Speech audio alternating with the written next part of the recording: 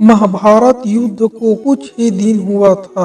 आप सभी को पता तो होगा, कौरव और पांडवों के बीच युद्ध हुआ था। कहा जाता है यह युद्ध पूरा 18 दिनों तक चला और अनगिनत लोग इस युद्ध में मारे गए थे। इस युद्ध में कौरव की हार और पांडव की जीत हुआ था।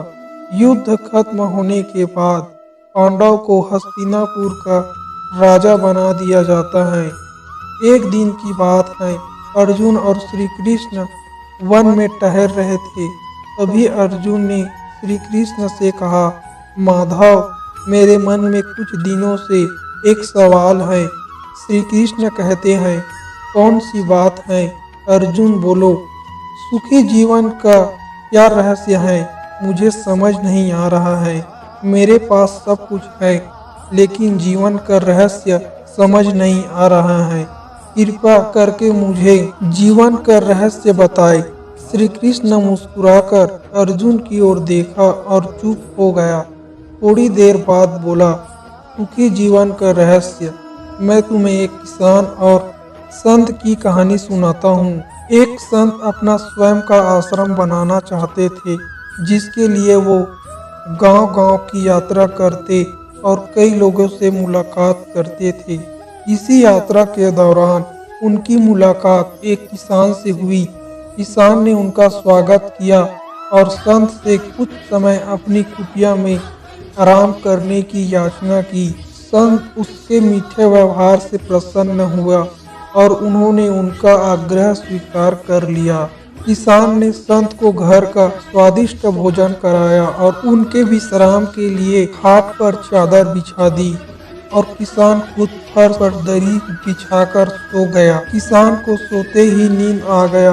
उनके चेहरे के भाव से पता चल रहा था वह थका हुआ है। उधर संत को खाट पर नींद नहीं आ रही थी। उन्हें मोटे और नरम गद्दे की आदत थी जो उन्हें दान में मिला था। वह रात भर किसान के बारे में सोच रहे थे कि वह कैसे इस कठोर जमीन पर इतने चैन से सो सकता है। दूसरे दिन सवेरे होते ही संत ने किसान से पूछा, तुम कैसे इस कठोर धरा पर इतनी चैन से सो रहे थे? तब उसने बड़ी सरलता से उत्तर दिया, गुरुदेव, मेरे लिए मेरी यह छोटी सी कुटिया एक महल के समान ही भव्य है। इसमें मेरे परिश्रम की महक आती है। अगर मुझे एक समय का भोजन मिलता है तो खुद को भाग्यशाली मानता हूँ। जब दिन भर के कार्यों के बाद मैं इस धरा पर सोता हूँ तो मुझे माँ की गोद का एहसास होता है। मैं दिन भर के अपने सत्कर्मों का विचार करते हुए चैन की नींद सो जाता हूँ। मुझे एहसास भी नहीं होता कि मैं इस कठोर धरा पर सोया हूँ। जब संत जाने लगी तब किसान ने कहा, हे गुरुवार, क्या मैं भी आपके साथ आश्रम के लिए धन एकत्र करने चल सकता हूँ? तब संत ने विनम्रता से उत्तर दिया, पुत्र, तुमने जो मुझे आज ज्ञान दिया है उससे मुझे पता चला कि चिंता में सुख कहाँ है।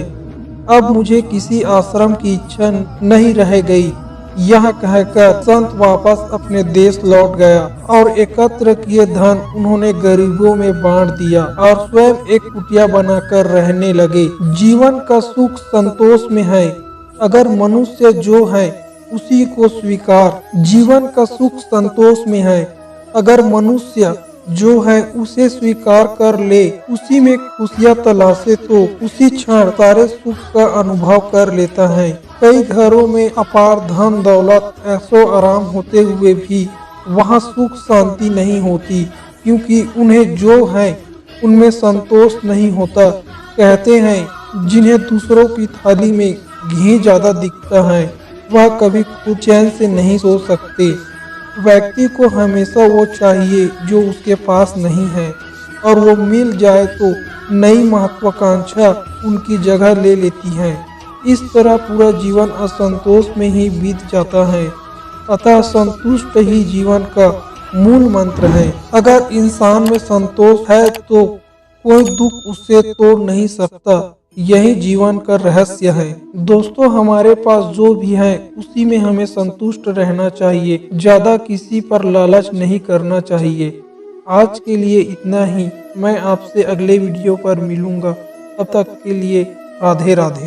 हमें संतुष्ट रहना चाहिए, ज्यादा किसी पर लालच नहीं करना चाहिए। आज के लिए इतना ही। मैं आपसे अगले वीडियो पर मिलूंगा। तब तक के लिए राधे राधे। महाभारत युद्ध को कुछ ही दिन हुआ था। आप सभी को पता तो होगा, कौरव और पांडवों के बीच युद्ध हुआ था। कहा जाता है यह युद्ध पूरा 18 दिनों तक चला और अनगिनत लोग इस युद्ध में मारे गए थे। इस युद्ध में कौरव की हार और पांडव की जीत